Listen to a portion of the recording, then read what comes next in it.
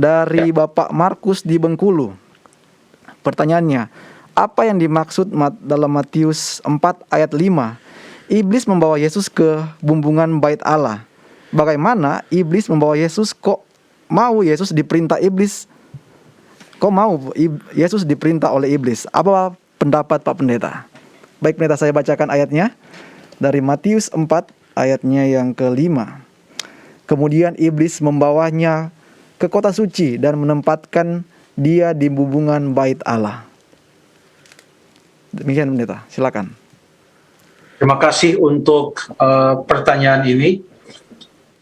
Kita lihat dulu sebelum itu apa yang terjadi, bahwa menurut Wahyu pasal yang ke-12 ayat yang ke-7 sampai ayat yang ke-9, setelah Lucifer tidak mendapatkan tempat di sorga,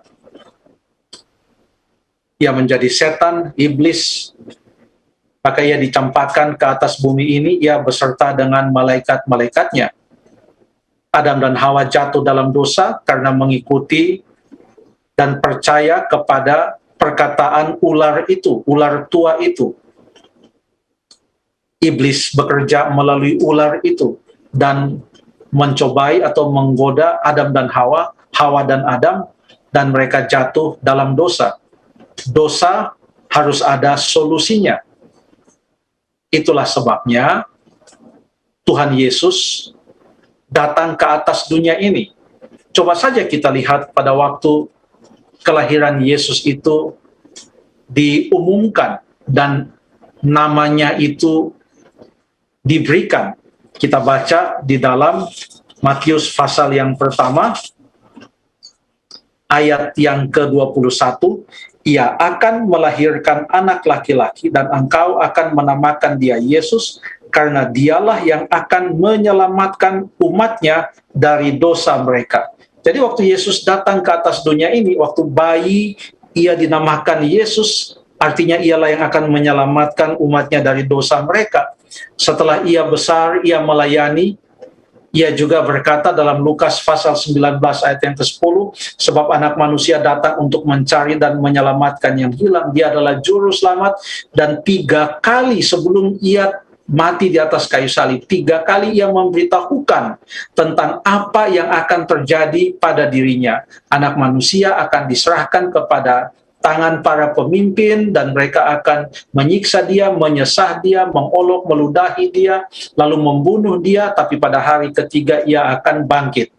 Dalam Lukas pasal yang ke-9 pun, ayat yang ke-30, 31, 32, pada waktu Henok, pada waktu Musa dan Elia, nampak di atas gunung itu di mana Yesus dimuliakan. Menurut Lukas pasal yang ke-9, di sana mereka membicarakan tentang apa yang akan dialami oleh Tuhan Yesus di Yerusalem. Fokusnya adalah kematian Tuhan Yesus, tindakan penyelamatan melalui mengorbankan dirinya, mati menggantikan manusia, agar supaya manusia yang tadinya akan mendapatkan maut oleh karena dosa, boleh mendapatkan hidup yang kekal, karena Yesus yang akan menanggung maut itu di atas kayu salib. Apa yang mau kita tekankan di sini?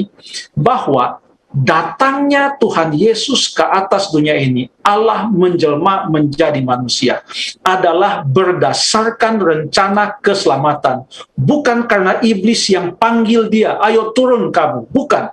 Tetapi adalah rencana keselamatan. Inisiatif penyelamatan itu datangnya dari Allah.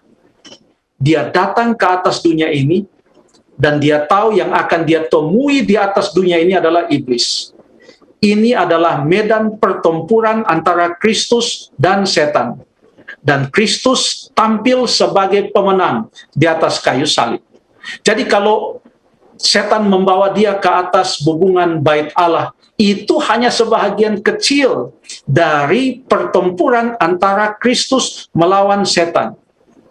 Justru kita harus lihat dari sudut pandang yang mengatakan bahwa Yesus tidak takut melawan setan. Pada medan pertempuran manapun juga, ia tidak akan melarikan diri dari setan. Sampai di atas kayu salib pun ia tampil sebagai pemenang. Apapun yang mau dilakukan oleh setan, Yesus tampil sebagai pemenang. Makanya di dalam Ibrani pasal yang keempat ayat yang ke-15 mengatakan imam besar yang kita miliki adalah imam besar yang sungguh luar biasa, karena karena ia merasakan kelemahan-kelemahan kita. Saya paraphrase saja ayat itu. Dan walaupun ia dicobai, tapi ia tidak berbuat dosa. Ia menang dalam segala suasana. Coba kita lihat di dalam ayat-ayat yang lain, karena tadi di dalam Matius pasal yang keempat ayat yang kelima dikatakan iblis membawa Yesus. Kata membawa Yesus. Coba sekarang kita baca. Tadi itu hanya sebagian kecil dari pertempuran. Ini pertempuran yang lebih hebat lagi adalah puncaknya di salib. Coba kita baca Markus pasal yang ke-15 ayat yang ke-22.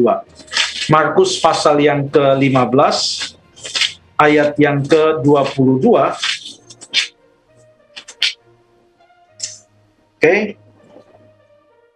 Mereka membawa Yesus ke tempat yang bernama Golgota, yang berarti tempat tengkorak. Apakah boleh kita menanyakan pertanyaan, kok Yesus mau dibawa ke tempat tengkorak? Kok Yesus mau dibawa ke Golgota? Kenapa Tuhan Yesus mau dibawa ke Golgota? Dan ini dibawa oleh tentara-tentara Roma dan pemimpin-pemimpin Yahudi. Berarti tentara Roma dan pemimpin Yahudi lebih kuat dari Yesus. Kita tidak bisa mengikuti pola pikir seperti itu. Tapi yang perlu kita lihat dalam ayat ini adalah di mana saja medan pertempuran yang dipilih oleh iblis, di situ Yesus selalu tampil sebagai pemenang. Terima kasih.